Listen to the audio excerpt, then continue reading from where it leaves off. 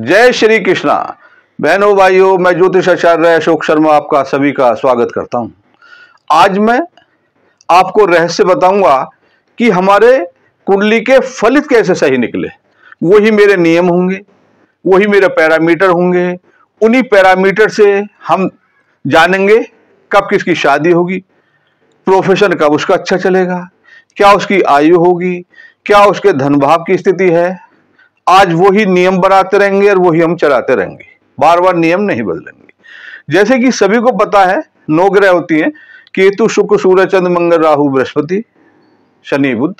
इसी तरीके से 12 राशियां होती हैं, मेष, वृष, मिथुन से लेकर मीन तक। इसी तरीके से लग्न होते हैं 12 ही। मैं आपको आज ये बताना चाहता हूं कि हमारे लग्न के हिसाब से कौन से ग्रह शुभ होते हैं और कौन से ग्रह अशुभ होते हैं। अभी मैंने जो आपको समझा रहा हूं बोर्ड पर, इस पर कोई ग्रह बैठा ही नहीं है, केवल लग्न बना रहा हूं। आप उसे राशि भी मान सकते हैं।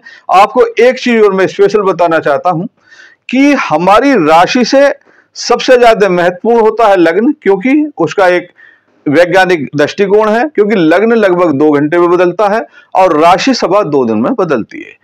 जो सवा 2 दिन में बच्चे पैदा होंगे उनके फलित 1 से नहीं हो सकते, लेकिन जिनके लग्न 1 से होंगे, जो कि 2 घंटे बदलता रहता है, उनके प्रिडिक्शन 1 से आएंगे। हमारे जो इसके मर्मज्ञ हैं, जो इसके जानकार हैं, वो कहते हैं कि यदि कोई ज्योतिषाचार्य 80 से 90% प्रिडिक्शन सही दे देता, वो अच्छा माना जाता। 10 से 20% भगवान ने एक ऐसा अपना गुह्यम ज्ञान रख रखा, वो किसी के समझ में नहीं आता, वो कर्मों का संसार अलग हो जाता। तो चलिए आज हम चर्चा करेंगे मेष लग्न का। ध्यान रखें, मेष लग्न, राशि नहीं, मेष लग्न। आप देखें, मेष का मतलब है हमें फंडे सीखने पड़ेंगे। मेष का नंबर 1। अब हम यहीं से वही हमारा सिद्धांत 1, 2, 3, 4, 5, 6, 7, 8, 9, 10, 11, 12 हमने सारी राशियां भर ली। अभी हमने इसमें कोई ग्रह भरी नहीं है। हमारा मेन मकसद है कि हमारे लग्न के हिसाब से कौन से शुभ ग्रह हैं, कौन से अशुभ ग्रह हैं, नियम के अंतर्गत कौन सी है। और आपको यह बता दूं, थोड़ा थोड़ा फलित ज्योतिष में हमें यह भी सीखना पड़ेगा कि ये जो स्थान होता है, इसमें मैंने कोई नंबर नहीं गिरा है। इसे हम जब भी स्टार्ट से करेंगे 1 नंबर से करेंगे। 1, 4, 7, 10 ये केंद्र होता है। 1, 5, 9 ये त्रिकोण होता है। जब हम जाएंगे धन योग में, जब हम जाएंगे राजयोग में, तो जो इनके कॉम्बिनेशन होते हैं, इसी से राजयोग बनेंगे, इसी से धन योग बनेंगे। ये प्रेडिक्शन निकालने के ये तरीके होते हैं। जैसे कि ये केंद्र भी है और त्रिकोण भी है। कहते हैं कि ये जो स्थान है 1, 5, 9 ये विष्णु स्थान है। 1, 4, 7, 10 ये लक्ष्मी स्थान है। जब दोनों का आपस में समागम हो जाता है तो धन योग राजयोग बनते हैं। आइए फिर हम चर्चा करते हैं कि मेष लग्न के लिए कौन सा ग्रह शुभ है और कौन सा ग्रह अशुभ है। जब उनकी दशाएं चलेंगी, हमेशा ध्यान रखना, ग्रहों की दशा का एक क्रम ये होता है: केतु, शुक्र, सूर्य, चंद्र, मंगल, राहु, बृहस्पति, शनि, बुध। इनकी हर एक की एक दशा होती है। केतु 7 वर्ष के लिए आता, शुक्र 20 वर्ष के लिए आता, सूर्य 6 वर्ष के लिए आता, चंद्रमा 10 वर्ष के लिए आता है, मंगल 7 वर्ष के लिए आता, राहु 18, गुरु 16, शनि 19, बुध 17। यदि हम इनका टोटल जोड़ेंगे तो 120, यानी कि ऋषि पाराशर जी ने मनुष्य की मैक्सिमम आयु कलयुग में 120 वर्ष बताई है। अब देखिए, हमेशा ध्यान रखें, आप कोई सा भी लग्न हो, मेष से लेकर मीन तक, हमेशा 1, 5, 9 ये आदमी को हमेशा अप की तरफ ले जाएंगे। 6, 8, 12 ये आदमी को हमेशा डाउन ले जाएंगे। यानी कि 6 हाउस कर्जे का है, शत्रु का है, बहुत छोटे छोटे बता रहा हूं। एक एक भाव 120 कारकों का होता है। ये अष्टम भाव है, हर कार्य में परेशानी, रुकावट, मृत्यु तुल्य कष्ट। 12th हाउस इन्वेस्टमेंट, हॉस्पिटलेशन, यानी घर से दूर चले गए। अब देखो, हमने ये 9 ग्रह ली, राहु केतु को छोड़ दिया। 1, 5, 9 ये क्योंकि शुभ है।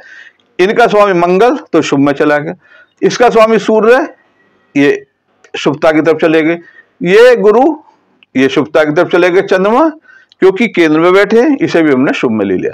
चंद्रमा में हमें एक ध्यान देना पड़ेगा, ये पक्ष बली होता, यानी कि कृष्ण पक्ष की 6ठी तारीख से, 6ठी तिथि से और सप्तमी शुक्ल पक्ष तक चंद्रमा शुभ माना जाता। ये हमें उसे देखना पड़ेगा कि हमारे कुंडली में तिथि क्या है। फिर आते हम अशुभ ग्रह। अब हमने बताया कि ये 3, 6, 8, 12, 11 ये भाव गलत होते हैं।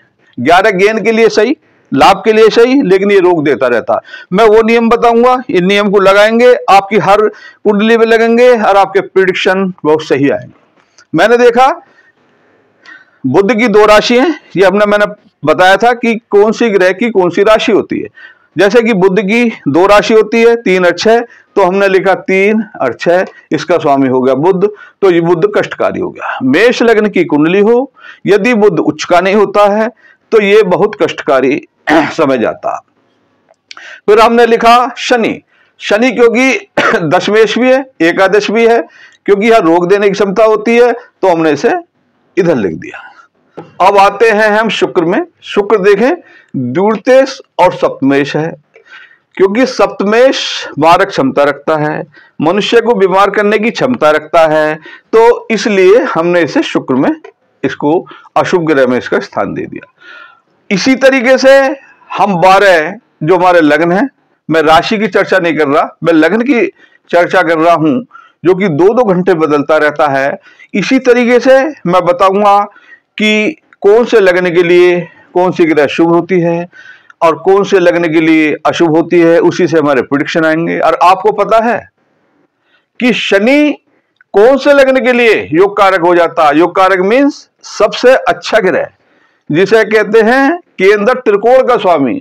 शनि शुक्र के जो लग्न हैं 2 और 7, उसके लिए शनि योग कारक हो जाता है। यानी कि जब भी शनि की दशा इन लग्न के लिए आएगी वो हमेशा फलदायी रहेगी। हमें हमेशा जब भी कुंडली का हमारा रिजल्ट आएगा, प्रेडिक्शन आएगा, हमारा जब पूरा उसका एनालिसिस करेंगे जब आता है, मैं आपको ये फंडे बताता रहूंगा।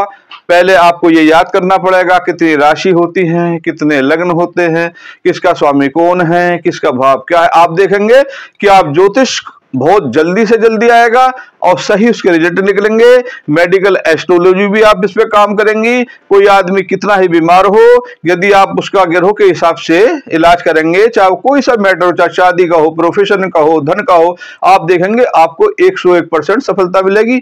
आगे बताएंगे हम वृष लग्न की कुंडली के लिए। इसी तरीके से मुझे 12 वीडियो बनानी है, आप देखेंगे। आप चाहे लिखें कि कौन से लग्न के लिए कौन से ग्रह शुभ होती हैं, कौन सी अशुभ होती है, उनसे रिजल्ट निकलेंगे आपको 101%। वाणी को विराम देते हैं। जय श्री कृष्णा।